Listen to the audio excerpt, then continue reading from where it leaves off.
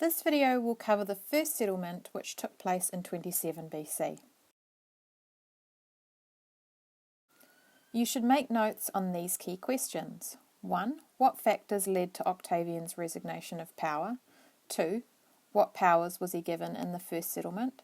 3. What additional honours was he awarded? And 4. To what extent was the Republic restored? Firstly, a bit of background.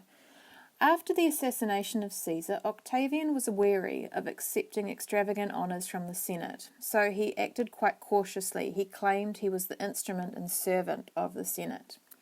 And in 27 BC, he announced that he would transfer the Republic of Rome back to the Senate and the people, which was a very calculated risk, which we'll see he prepared carefully for.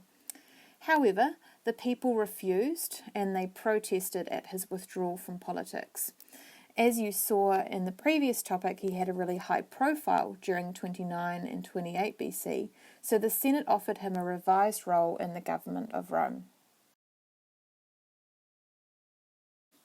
In the first settlement, Octavian and the Senate agreed that Octavian would be the senior consul each year, and he was also princeps senatus, or head of the Senate.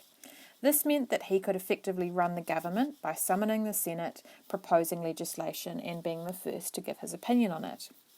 They also awarded him the proconsulship of a huge province for 10 years. These would normally last 1 to 3 years. He had most of the legions. They were stationed in these parts of the empire, so the army was largely under his control. Obviously, he couldn't be in all those places at once, so they'd be ruled by legati or deputies on his behalf. All these powers were given to him by the people and the Senate of Rome, so therefore he was accountable to them, but the Senate was full of his loyal clients who would want to do what he wanted anyway. As well as these constitutional powers, Augustus was also given a number of other honours as part of the first settlement. He was awarded the civic crown and wreaths of bay leaves because he saved citizens of Rome. Often you'd get this, it's actually physically saving a citizen's life in battle.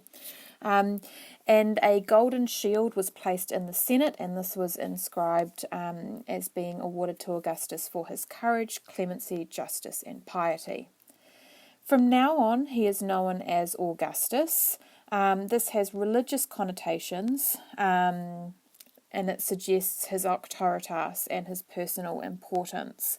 Augustus had suggested that he take on the title Romulus because he liked the idea of being connected with Rome's founder, but unfortunately Romulus also killed his brother Remus, so he didn't like those connotations of fratricide.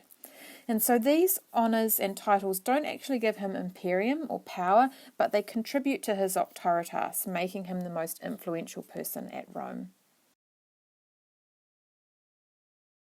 In the Res Gestae, Augustus claims that at this point he restored the Republic of Rome, and there are arguments for both sides of this. So in support of his claim, we can see that yes, the magistrates were once more elected by the people of Rome, as they had been prior to the civil wars. The provinces were controlled by propraetors and proconsuls, these former political officials who were then sent out to look after the government. They could celebrate triumphs for their victories, although this didn't really happen. The Senate met to discuss and issue advice, and the popular assemblies were used for people to get together and vote on laws. However, it's also important to recognise that things did really change. Augustus was automatically the senior consul. He didn't have to stand for election. And he held the consulship for 9 consecutive years, from 31 to 23 BC. Remember that, strictly speaking, you were meant to have a magistracy and then wait 10 years before holding it again. He also had a power called commendatio, which we'll look at more further, where he was able to tell people who they should vote for.